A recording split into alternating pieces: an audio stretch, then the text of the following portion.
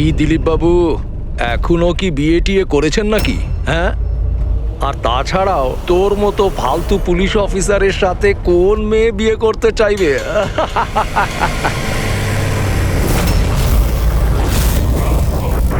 কি হলো রে, চুপ করে গেলি কেন? আমাকে দেখে হাওয়া বেরিয়ে গেছে নাকি তোর? তোর থেকে বড় জিরো জিরো আমি আমার জীবনে আজ পর্যন্ত দেখিনি। কাতিয়া, নিজের মুখটা একটু বন্ধ কর। তুই জানিস দিলীপ স্যারের পুলিশ ফোর্সে কত সম্মান আছে? ভীষণ ভালোভাবে সেটা জানি, কতটা সম্মান আছে। কি রেগে গেছিস আমার উপর? মারবি আমাকে? হ্যাঁ হ্যাঁ, মার আমাকে, মার দেখি। ভয় পাচ্ছিস কেন? আমাকে তো বাঁধা আছে, তোর হাত তো খোলা, দেখি কত সাহস। এই দেখাবো তোকে। এই হাবিলদার,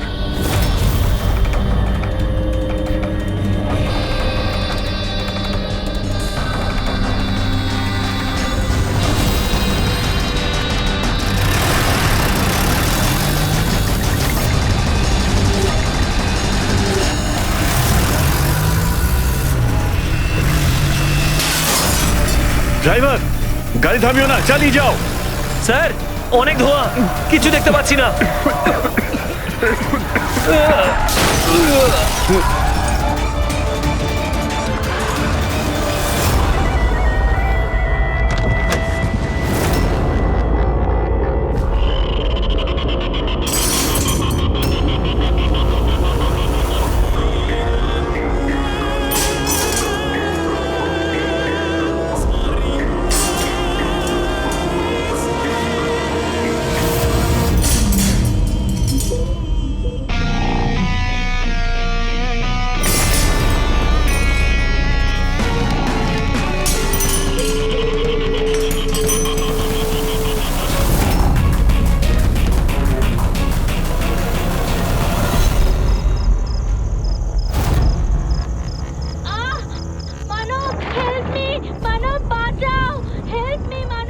ভয়ঙ্কর সিরিয়াল কিলার কাতিয়া জেল থেকে পলাতক।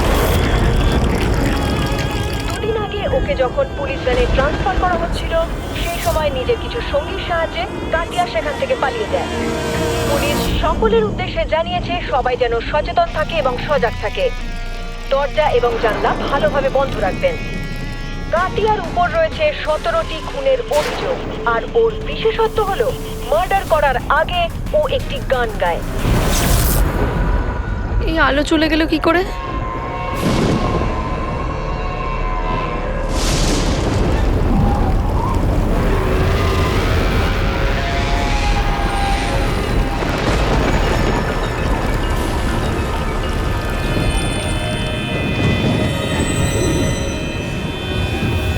আমি দরজা খুলে আসিনি তো?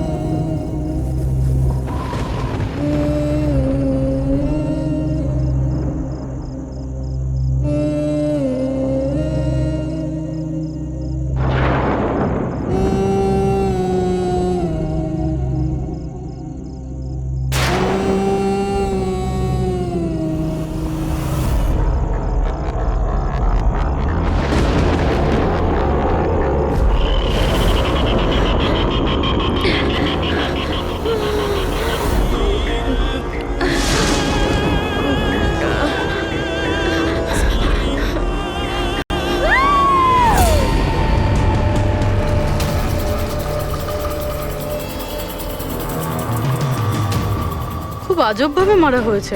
চোখে কাপড় বাঁধা, কিন্তু চোখ খোলা আছে। কাতিয়া, এইভাবে শুধু একটাই লোক খুন করে, কাতিয়া। দুদিনও হয়নি ও পুলিশ ভ্যান থেকে পালিয়েছে, এর মধ্যেই দুটো খুন করেছে ও। একটাই মেয়েটার, আর একটা পুনেতে। এই কাতিয়া যে 17টা খুন করেছে, একদম সেম ভাবেই করেছে। ভিকটিমের হাত বেঁধে দেয়, গলা কেটে দেয় আর চোখ খোলা থাকে, যাতে মারা যাওয়ার আগে ভিকটিম নিজের ভয়ানক মৃত্যু নিজে দেখতে পারে। আর তারপরে চোখ দুটো বেঁধে দেয়। হ্যাঁ স্যার, এর আগেও যখন ওকে গ্রেফতার করা হয়েছিল তখনও একটা মেয়েকে টর্চার করছিল। হেল্প! হেল্প! প্লিজ কেউ বাঁচাও!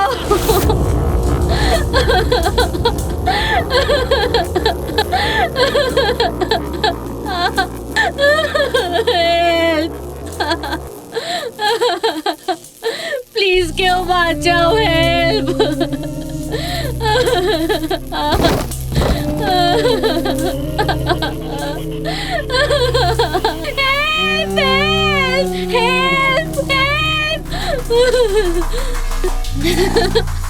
প্লিজ প্লিজ আমাকে মেরো না, প্লিজ, আমি হাত জোড় করছি, প্লিজ। হাত জোর করবে কি করে? তোমার হাত তো বেঁধে রাখা। আমি তোমার কি ক্ষতি করেছি? জানো তোমার অপরাধটা কি? তোমার অপরাধটা হলো তুমি খুব ভালো, ভীষণ সুন্দরী। কাঁদবে না, না, চোখ বন্ধ করো, কারণ যখন তোমার লাশ ওরা পাবে তখন তোমার মুখটা এরকমই যেন সুন্দর দেখতে লাগে। আর তোমার চোখ দুটো যে শেষবারের মতো দেখবে সেই মানুষটা আমি হব। তোমার রক্তের এক একটা বিন্দু যখন বাইরে আসবে, যখন তোমার শ্বাস বন্ধ হয়ে যাবে, তারপর আমি তোমার চোখ বন্ধ করে দেব এটা দিয়ে।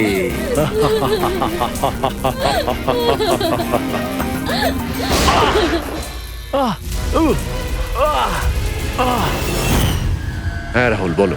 স্যার, আমাদের কফি খেতে যাওয়ার কথা ছিল। পিক করতে যখন আমি এখানে এলাম, ঘরের বেল বাজালাম কিন্তু বাজলো না। বাড়ির দরজা খোলা দেখে আমি ভেতরে চলে এলাম, এসে দেখি মালিনী। স্যার, বেলটা বাজবে কিভাবে? বাড়ির ইলেকট্রিসিটি কাটা রয়েছে, তাও মিটার বক্স থেকে।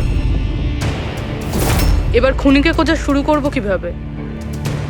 সেখান থেকেই যেখান থেকে কাতিয়া ভ্যান থেকে পালিয়েছিল, কোনো না কোনো প্রমাণ তখন অবশ্যই পাবো।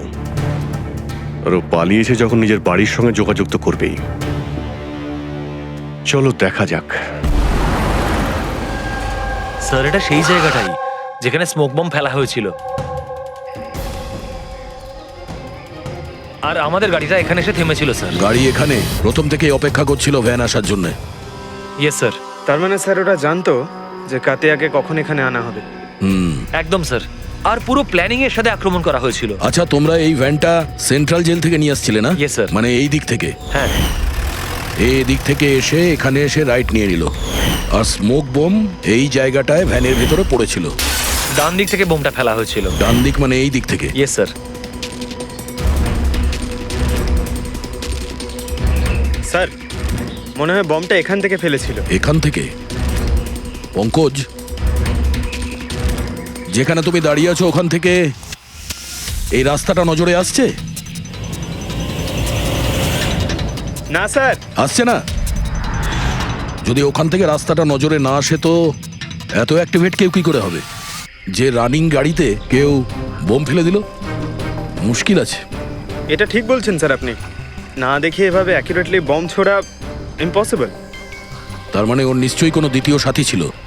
কেউ হতে পারে রাস্তার ওপারে দাঁড়িয়ে ছিল, হয় ওপার থেকে ইশারা করেছে, আর না হলে ফোনে কন্ট্যাক্ট করেছে।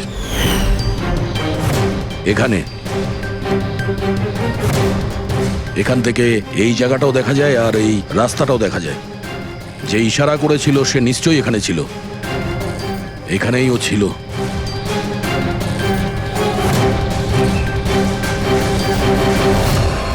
স্যার, এই দেখুন।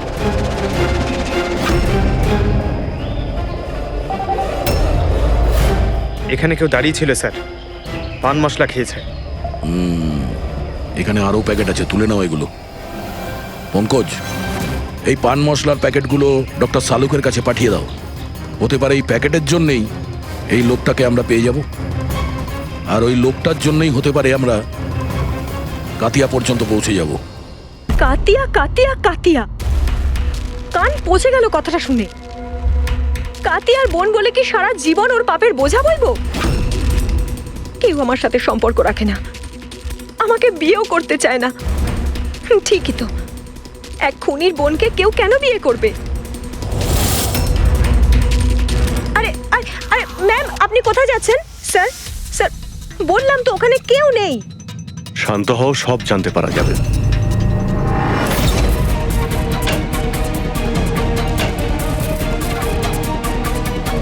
স্যার কাতিয়া তো ঘরে নেই। ওই ছবিটা ওকে দেখাও তো। এই ছবিটা দেখো, এই মেয়েটাকে চেনো? কাতিয়া এই মেয়েটার খুন করেছে।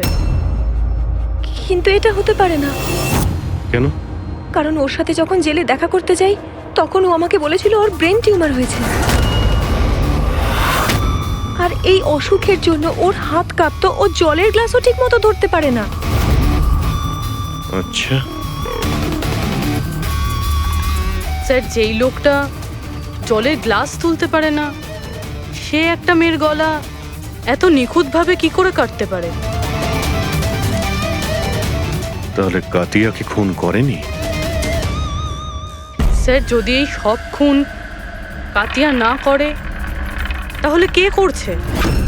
স্যার এই অনিশার কথায় আমি বিশ্বাস করতে পারছি না। ও নিজের ভাইকে বাঁচানোর জন্য মিথ্যে কথা বলতে পারে। আর যদি সত্যি বলে তাহলে? আমাদের কাছে এমন কোনো প্রমাণ নেই যাতে আমরা ওর কথাটা মিথ্যে প্রমাণ করতে পারি। প্রমাণ? প্রমাণ আমি দেব তোমাদের। বলো, কি প্রমাণ পেয়েছো?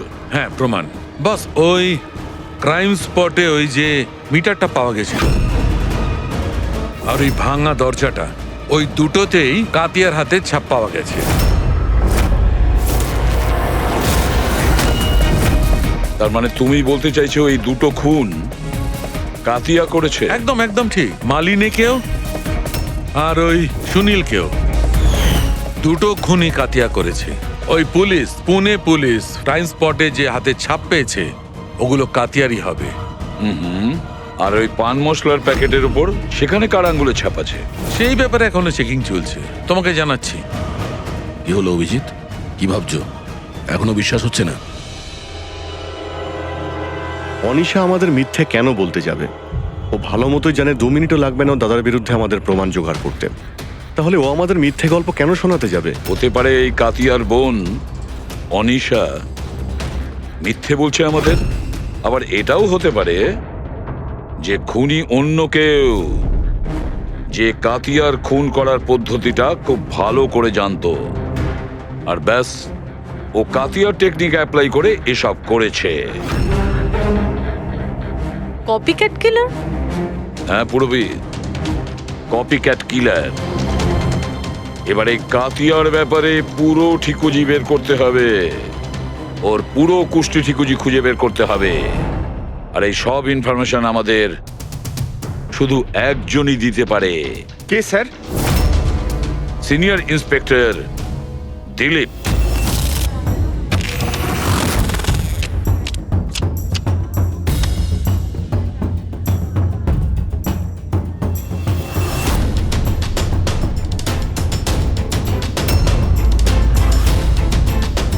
ভাগ্যটাই যদি ধোঁকা দেয় তাহলে কি করব?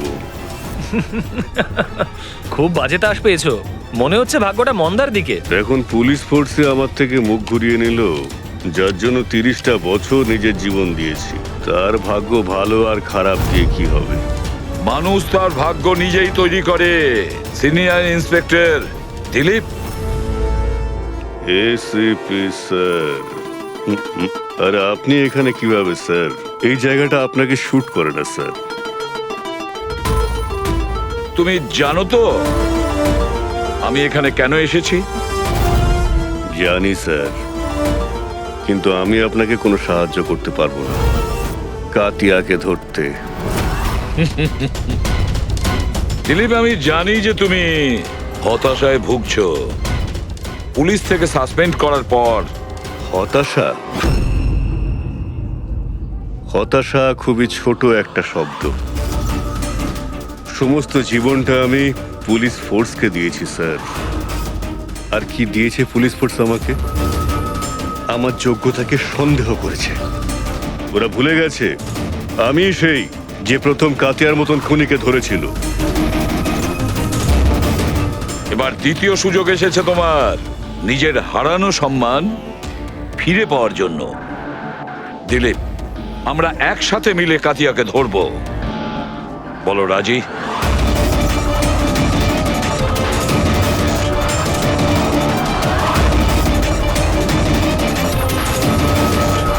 দুটো খুন করেছো দিলীপ, না জানি আরো কতজনের প্রাণ নেবে ও। আর এই সব কটা মৃত্যুর জন্য তুমি দায়ী থাকবে দিলীপ, তুমি। কারণ তুমি প্রস্তুত নও কাতিয়াকে ধরার ব্যাপারে হেল্প করতে চাইছো না বলে। মনে রেখো। কাতিয়া আর দ্বিতীয়বার খুন করবে না স্যার। আমার তুরুপের টেক্কা আমি পেয়ে গেছি। Good bye sir.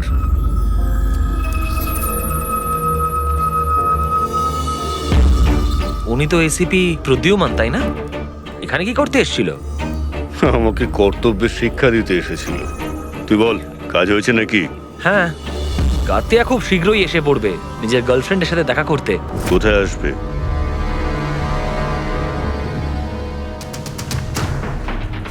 বা দিলীপ, এখনো হার মানছো না? এখনো কাতিয়াকে ধরার চেষ্টা করছো?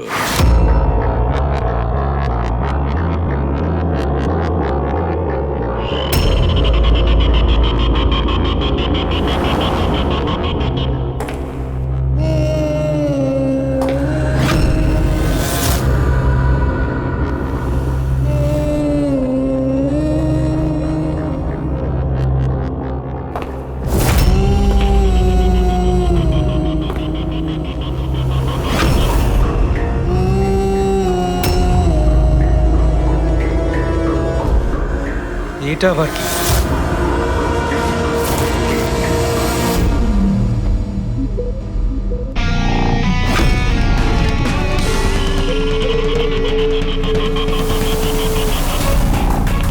কে কে কে তুমি?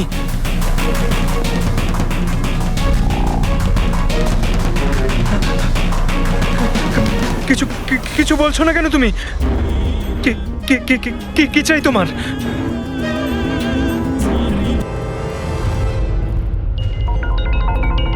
দীপা, সত্যি তুমি এতটা ইরেসপন্সিবল কি করে হলে? স্টাফ রুমে মোবাইল ফেলে গেছো? ওহো বাবা, হয়ে যায় কখনো কখনো, তাতে এত রেগে যাওয়ার কি আছে? এত রাতে ললিত এখানে কি করছে? মনে হয় স্কুল প্রজেক্ট এখনো শেষ হয়নি।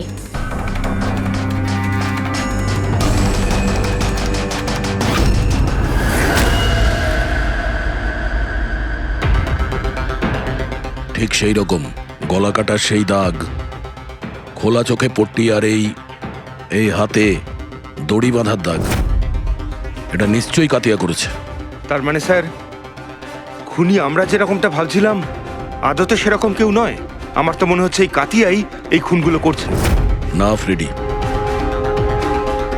কিন্তু স্যার, এই সুনীল, মালিনী আর এখন এই ললিত, এদের একে অপরের সঙ্গে কি সম্পর্ক?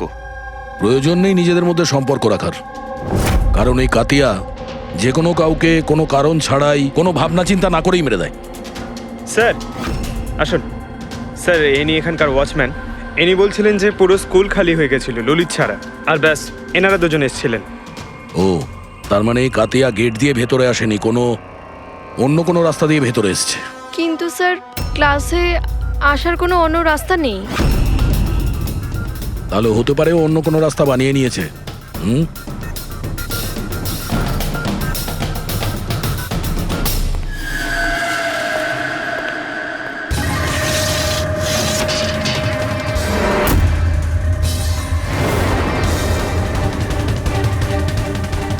ক্লাসরুম ফার্স্ট ফ্লোরে। এখান থেকে কাতিয়া খুব সহজেই উপরে এসছে।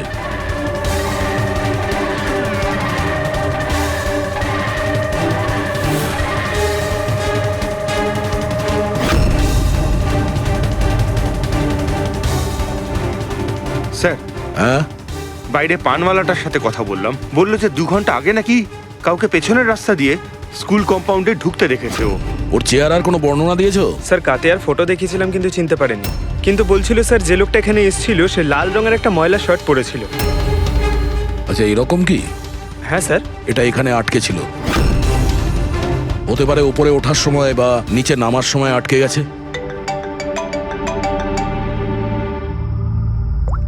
হ্যাঁ অভিজিৎ, কি?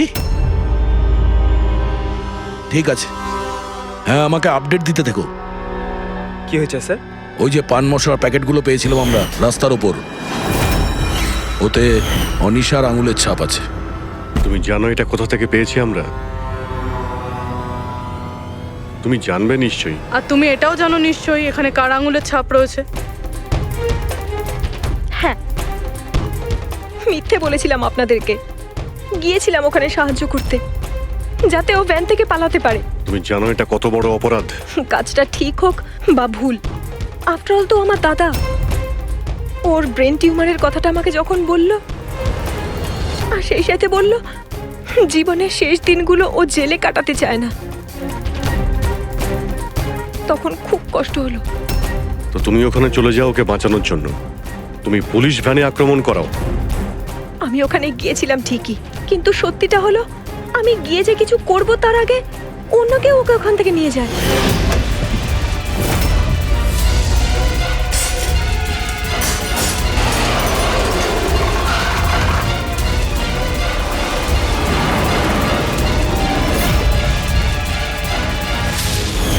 তুমি কাউকে এই ব্যাপারে কিছু কি বলেছিলে যে কাতিয়া জেল থেকে পালাতে চায়?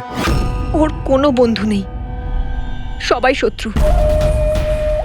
আচ্ছা, তাহলে স্যার কে সাহায্য করছে ওকে পালানোর জন্য? যে একবার মিথ্যে বলতে পারে সে তো আবার মিথ্যে বলতে পারে। এর উপর নজর রাখতে হবে। দিলীপ, এই দুটো খুন ছাড়াও 17টা খুন, আরো 17টা খুন করেছে। যে করেই হোক ওকে থামাতে হবে। একটা খুব সাধারণ অপরাধীর জন্য আমাকে ফোর্স থেকে বার করে দেওয়া হয়েছে। তুমি ভুলে গেছো তোমার নিজের শপথ, যখন তুমি প্রথম পুলিশের ইউনিফর্ম পরেছিলে? ভুলে গেছো? ধিক্কার জানাই তোমাকে। স্যার, আমি এখানে মদ খেতে নয়, আমি এখানে তদন্ত করতে এসেছি। তার মানে কি? এক খোঁচর আমাকে বলেছে কাতিয়ার গার্লফ্রেন্ড প্রায়শই এখানে আসা যাওয়া করে। আমি ওকেই খুঁজছি স্যার। আমি সন্দেহ করছি যে কাতিয়া আসল খুনি নয়, এ কোনো কপিক্যাট কিলার যে কাতিয়াকে নকল করছে। মানে কপিক্যাট কিলার? হ্যাঁ দিলীপ। স্যার, একটা উপায় আছে এই ধরনের নকল খুনিকে ধরার। কি? একটা ব্যাপার আছে যেটা শুধু আমি আর কাতিয়া জানি স্যার, মিডিয়া জানে না স্যার। কাতিয়া প্রত্যেকটা খুনের পর পরিষ্কার করে স্যার, আর প্রত্যেকটা খুনের পর ও স্নানও করে স্যার। এই কথাটা কেউ জানে না স্যার, শুধু আমি আর কাতিয়াই জানি sir. Fantastic, fantastic. Hello Abhijit,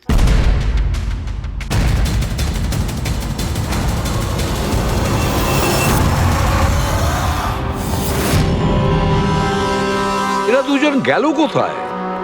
চালুকে? আরে এখানে আছি বস, এখানেই আছি। কোথায় আর যাবো তোমাদের ছেড়ে? এখানেই আছি। বলুন ডক্টর, ওই চুলটা যেটা আমরা ট্রেন থেকে পেয়েছিলাম, কারণ ওই চুলটা যদি কাতিয়ার না হয় তাহলে এটা কনফার্ম যে ও খুন করেনি। এক্স্যাক্টলি। আমার তো মনে হয় ওই খুনি কোনো কপিক্যাট কিলার। সাধারণ লোক তো জানেই না যে কাতিয়া যখন খুন করে সে ওখানে ক্রাইম সিনে গিয়ে স্নানও করে। বস, এই এক্ষুনি সারিকা আসছে রিপোর্টটা নিয়ে, জানতে পারা যাবে চুলটা কাতিয়া না অন্য কারো।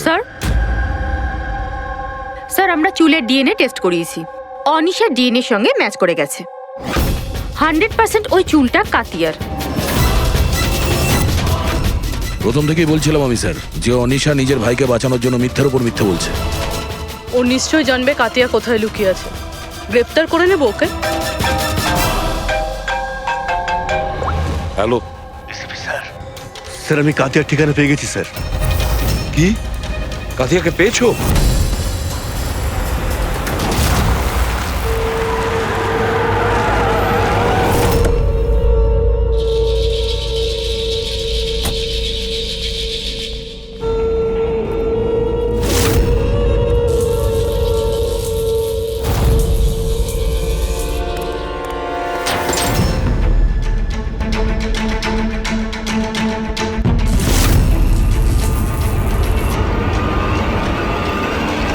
স্যার গুলি চালাবেন না স্যার। স্যার আমি। কাতিয়া কোথায়? ওইদিকে।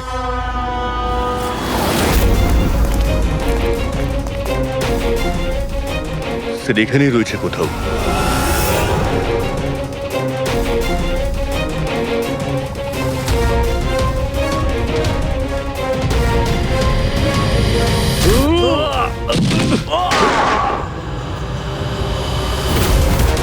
দিলীপ, তুমি ঠিক আছো তো? দিলীপকে হসপিটালে নিয়ে যাও, সাবধানে।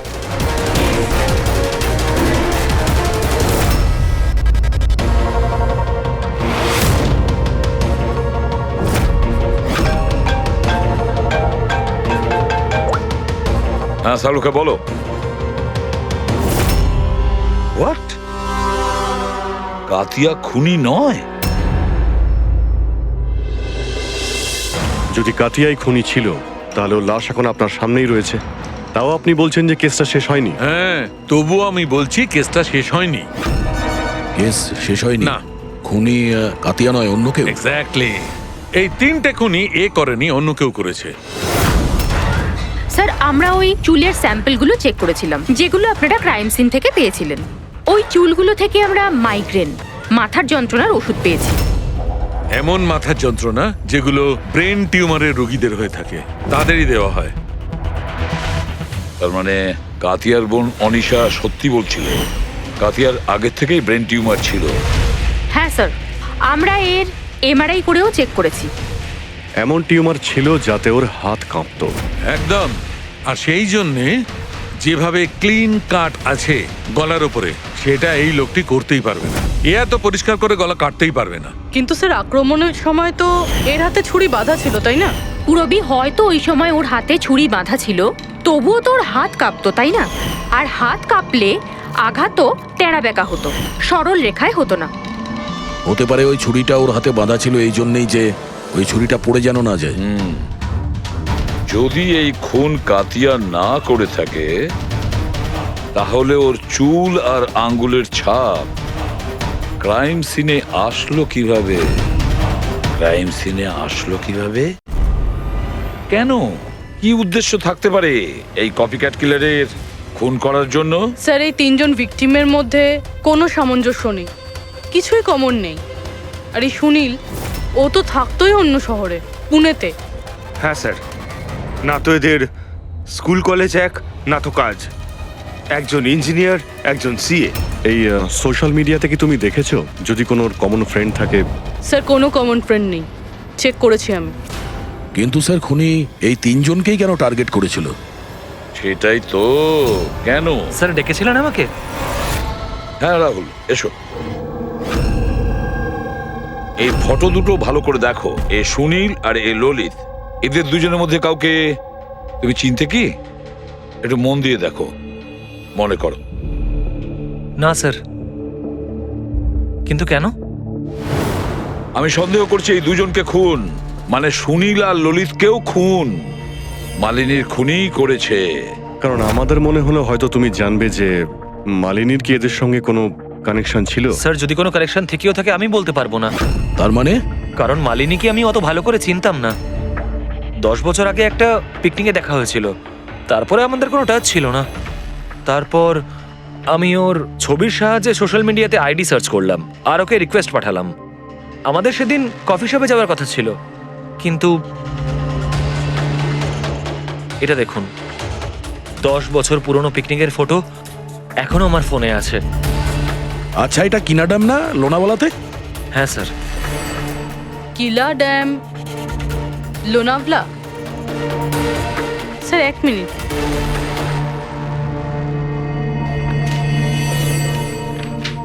স্যার এই ললিত 10 বছর আগে কিলা ড্যামে গিয়েছিল, 17 ডিসেম্বর 2008-এ। আমিও তো এই ডেটটাতেই ওখানে গেছিলাম।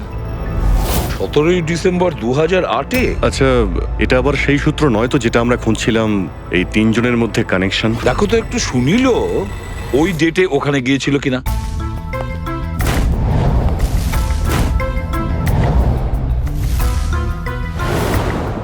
হ্যাঁ স্যার, এই সুনীলও গেছিল ওই নিজের কলেজের বন্ধুদের সাথে, ঠিক ওই তারিখেই ওই জায়গাতেই।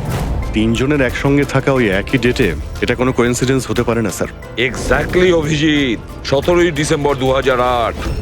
নিশ্চয়ই সেদিন ওখানে কিছু হয়েছিল যার কারণে খুন হয়েছে। হ্যাঁ স্যার, হয়েছিল। স্বাতী নামের একটা মেয়ে কিলা ড্যামের ওপর থেকে ঝাঁপিয়ে আত্মহত্যা করেছিল, আর ওর লাশ ওখানকার পুলিশ পেয়েছিল পরের দিন। স্বাতী? সাথে কি কখনো আপনাকে কিছু বলেছিল কোনো ঘটনার ব্যাপারে, কোনো কোনো টেনশন যার জন্য ওকে এটা বেছে নিতে হয়েছিল? ও আমায় বলেছিল যে কয়েকটা ছেলে ওর সাথে বদমাইশি করেছে। আমি ওকে তখনই বললাম যে তুই বাড়ি ফিরে আয়, কিন্তু ও আসেনি।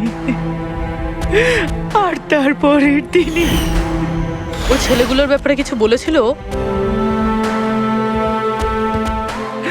না, আমি অনেকবার জিজ্ঞেস করেছিলাম, কিন্তু ও আমায় বলেনি। দেখুন, এই যে খুন হচ্ছে এগুলো, এতে সাথীর মৃত্যুর সঙ্গে কোনো না কোনো সম্পর্ক রয়েছে। খুনি যেই হোক না কেন, সে সাথীর মৃত্যুর প্রতিশোধ নিচ্ছে 10 বছর পর। কিন্তু সাথীর মৃত্যুর প্রতিশোধ কে নেবে? আমি ছাড়া ওর তো আর কেউ নেই। হয়তো ওর বয়ফ্রেন্ড? না, আর যদি কেউ থাকতো আমায় অবশ্যই বলতো। কোনো আত্মীয় স্বজন বা? এখানে তো পাশেই একটা অনাথ আশ্রম আছে, সাথী প্রায়ই ওখানে যেত অনাথ বাচ্চাদের রাখি পরাতে। ওদেরকে ভাই বলে ডাকতো। সাথীর মৃত্যুর পর একটা ছেলে এখানে এসেছিল, খুব কষ্ট পেয়েছে ও। কে ছিল সে, আপনি বলতে পারবেন তার ব্যাপারে? এত বছর পরে আমি ওর মুখ বা নাম তো বলতে পারবো না, আর তারপরে ও আর কখনো আসেও নি। আচ্ছা, কি কি কথা হয়েছিল আপনার মনে আছে? ও শুধু এটাই বলছিল যে ঘটনার দিন সাথী ওকেও ফোন করেছিল, সব কিছু বলেছে ওকে, আর ও সাথীকে আত্মহত্যা করা থেকে আটকাতে পারেনি। সাথীর ধর্ম দাদা। আচ্ছা সালুকে একটু তাড়াতাড়ি বলবে? হ্যাঁ হ্যাঁ, 1 মিনিট। জানতে পেরেছি বস, দুটো জিনিস জানা গেছে যাতে করে এই কেসটা বদলে যেতে পারে। প্রথমত হলো এর পেটের মধ্যে আমি দুধ আর ব্রেডের ট্রেসেস পেয়েছি। হ্যাঁ, তাহলে হতে পারে মৃত্যুর আগে দুধ আর ব্রেড খেয়েছিল। এর থেকে কেসের মোড় ঘুরবে কি করে? আরে ভাই, দয়া, আশ্চর্যের ব্যাপার হলো এটাই যে ও মারা যাওয়ার আগে নয়, বরং লাস্ট 3 দিন ধরে এই লোকটা শুধু এই দুটো জিনিসই খাচ্ছিল, এগুলো ছাড়া আর কিচ্ছু নয়। অসুস্থ ছিল, ডক্টর হয়তো এইসবই খেতে বলেছে ওকে। পুরবি এ রোগী তো বটে, কিন্তু ব্রেন টিউমারের রোগী। এ অন্য কিছু খেতে তো পারতো, এ তো পেটের রোগী নয় বস। তবে সব সময় দুধ আর রুটি কেন? আর দ্বিতীয় সূত্র কি পেয়েছেন আপনি? দ্বিতীয়ত এর এই দেখো নখের মধ্যে কিছু একটা লেগে আছে না বসের? নখের মধ্যে থেকে আমি অনেক ময়লা আর রক্তের চিহ্ন পেয়েছি। ওর নখগুলো দেখে আমার মনে হচ্ছে যে ও কোনো জায়গা আঁচড়াচ্ছিল। এই দেখো, নখে রক্তও লেগে আছে। মানুষ এরকম খারাপভাবে নখ দিয়ে আঁচড়ানোর চেষ্টা করে তখনই যখন সে কোনো বদ্ধ জায়গা থেকে প্রাণপণ বেরোনোর চেষ্টা করে। হ্যাঁ স্যার, তার মানে এই কাতিয়াকে কোথাও ধরে রাখা হয়েছিল, আর সেই কারণেই ওর পেটের মধ্যে দুধ আর ব্রেড পাওয়া গেছে। হতে পারে, নিশ্চয়ই হতে পারে দয়া। আর সেই জন্য আমরা ওই 3 জনের মৃত্যুর পর জানতে পেরেছি। এটা হয়নি তো আবার যে ওকে বন্দি করে রেখেছিল সেই এর মাথার চুল আর হাতের নখ রেখে দিয়েছিল আমাদের জন্য, আমাদের বিভ্রান্ত করার জন্য। খুব ভালো প্ল্যান করেছিল স্যার অপরাধী। প্রথমে 3টে খুন করেছে, তারপর কাতিয়াকে বন্দি দশা থেকে মুক্তি দেয় যাতে ওই খুনের অপরাধে এই কাতিয়া ধরা পড়ে। আর এই সব কিছু ওই সাথীর খুনের প্রতিশোধ নেওয়ার জন্য। 1 মিনিট। বস, নখের মধ্যে যে ময়লা ছিল তাতে কালো বালি, ইঞ্জিন অয়েল, আয়রন অক্সাইড পাওয়া গেছে। আমরা যেখানে কাতিয়াকে পেয়েছিলাম স্যার, ওই এলাকাতেই পাশে একটা বিচ আছে স্যার, যেখানে কালো বালি আছে স্যার, আর ওর খুব কাছে একটা শিপিং ইয়ার্ডও আছে।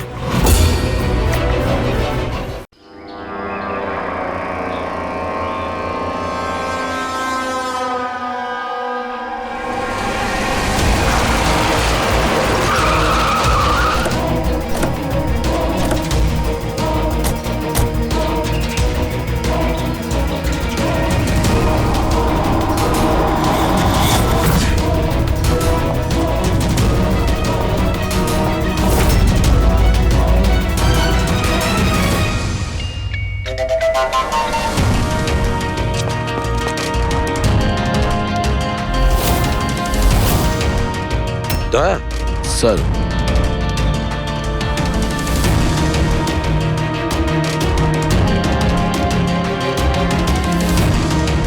কাতিয়া, মনে হচ্ছে কাতিয়াকে এখানেই বন্দি করে রেখেছিল। এটা কি?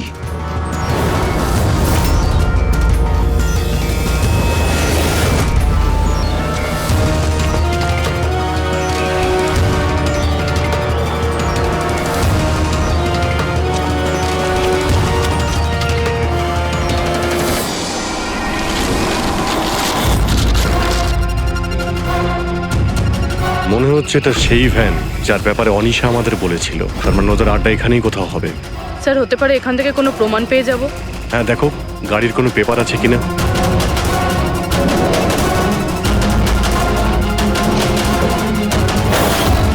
ও নো, বুম! পালাও এখান থেকে।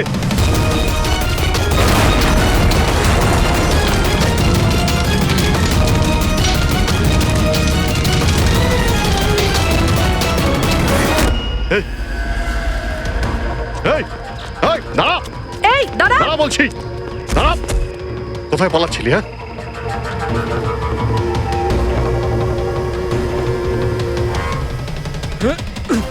এই, দাঁড়া দাঁড়া, নাহলে গুলি করে দেবো। কোথায় পালাচ্ছিস? ওঠ।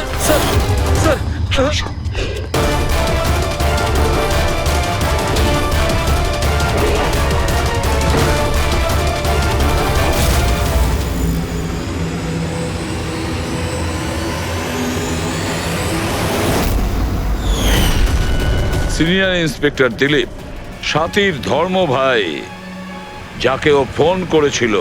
হ্যাঁ, বোন ছিল আমার।